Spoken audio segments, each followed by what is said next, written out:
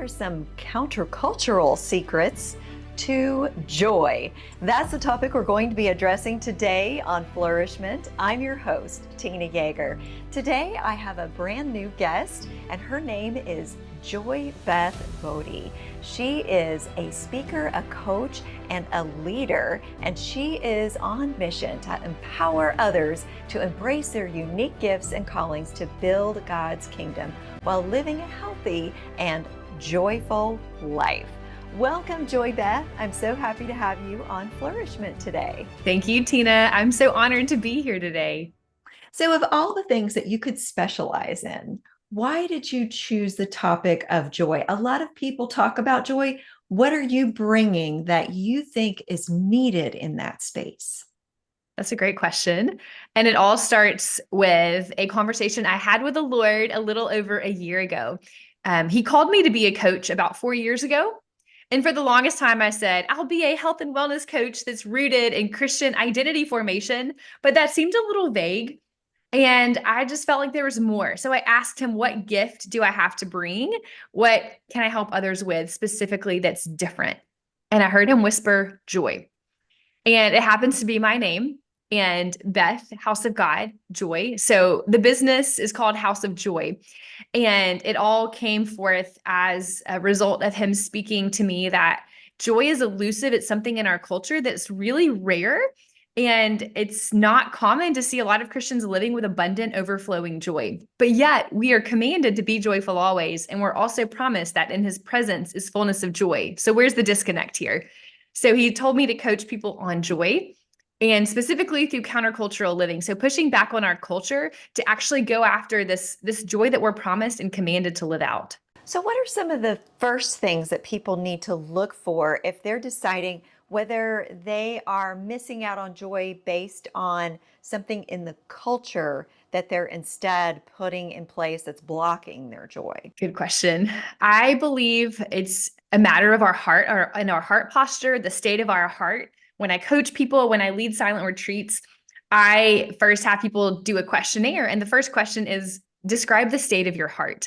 And if our heart is not at peace or at rest, then there probably is not going to be joy there. And often there's things in our culture that steal our joy, and things all around the world in 2024 that steal our joy. And we have to be so intentional to push back. And we're told that we are not to conform to the patterns of this world, but to be transformed by the renewing of our minds. And so much of it is related to our spirit, our body, and our soul, as well as relationships and work. So I like to have people look at all 5 areas of their lives to see what are their levels of joy in each area and what is preventing them from having joy. Okay. And I want to ask specifically about the silent retreat, because that's countercultural to begin with. We don't like to be silent. We don't like to sit in silence. So what are some of the main reasons why you chose to bring people into that space of reflection with silence? We see that Jesus often did this. Morning by morning, he would get up early, sometimes when it was still dark, to go and be with his Father, to receive instructions for the day, to be loved on. And if he was to do that, and he was fully God, yet fully man, how much more should we do that? And our culture, again, makes it hard. At the end of the day, like most of us are not getting 8 hours of sleep, which is advisable. But I think that getting away, turning our phones off, like we didn't even have smartphones 15 years ago. And so we weren't able to be reached at all times, all hours of the day in the way that we are now. We didn't have access to all kinds of information 24/7. And so having a chance to shut down our phones, to actually not talk and to just sit with Jesus is really transformative. And we see this example with Mary and Martha. Martha invites Jesus over. He's over at her house and he is sitting down chatting with Mary. And she's like, what are you doing? Like, tell my sister to help me. And he says, Martha, Martha. Mary has chosen what is best, and it can never be taken from her. So bottom line, even if it doesn't make sense to the world, if we choose to cut out time or carve out time to sit with Jesus at his feet, to listen to what he has to say, it really changes everything. But most of us don't have the discipline or the will to actually do that for 24 hours on our own, or maybe even 3 days. So creating a space for people to do that, I believe, is really important. And I've seen how it has transformed my own life, whether doing it multiple days at a monastery or a Christian retreat center, or just getting away and renting a tiny house for 24 hours to just disconnect with the world and connect with the Lord. It has brought so much change. So, with your clients, what are some of the common issues that you're seeing over and over again where people need to incorporate more of this countercultural joy in their lives? What are the things, the needs, the heartbreak that you're seeing in the clients that you work with? Yeah, as I mentioned, that we look at spirit, body, and soul, relationships and work. We first focus on the vertical part, which I believe is spirit, body, and soul. And just like we worship and serve a triune God, we are triune beings. And so every bit matters, and how we treat our body physically matters. And it's also difficult to go after normal sleep. It's difficult to exercise consistently and to eat healthy, especially eating.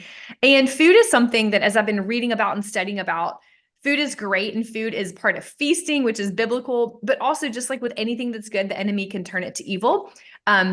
If it gets out of alignment. And so with food can be a pseudo joy. So it can replace the true feelings of joy for like a temporary instant gratification, satisfaction feeling. And so for a lot of clients, their eating is a bit unhealthy. And I believe that the gut is a really, really important part of the body also that needs to be tended to, because the gut-brain connection is so powerful. And there are more neurotransmitter pathways in our gut than in our brain. So what we eat matters, and that impacts our mind. And we're told so much about the mind in the Bible and how the mind impacts the rest of our lives. And so eating and the mind is connected. So we look at that. But first and foremost, we always look at the spirit.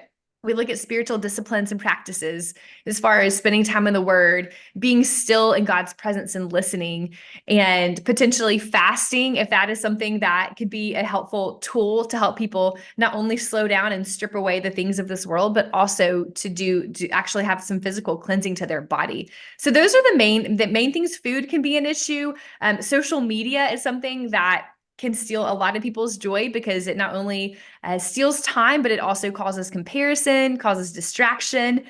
And it's often a common theme I hear people they're in bed and they're just scrolling when they could actually be getting sleep or reading a book or something. And so those are some of the things that our modern world, and even just as far as food goes, eating meals out and about consistently. And I've been guilty of that too. And there are certain seasons when that is necessary, but the more that we can eat our own food and know what we're putting in it can help us have joy. And putting our hands to work in the kitchen is something that brings me joy. It doesn't bring everyone joy. But I think going back to all three areas, making sure all three areas are aligned is important. Thank you, Joy Beth. You are speaking my language as a holistic emotional wellness coach. So all of those things are things that I am so on board with.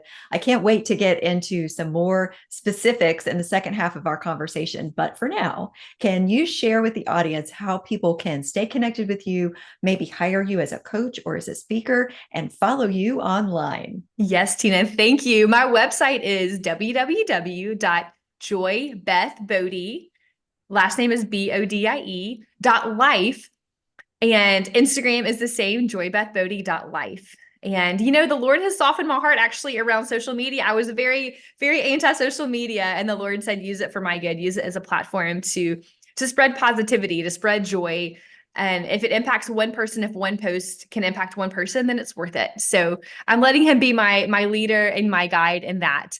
But you can also go to my website, and there is a free resource of 25 ways to have more joy in your life today. I hope that all of you listening were inspired to seek more joy in your lives and will connect with Joy Beth. And of course, I also hope that you hit subscribe and come back for the next episode of Flourish-Meant.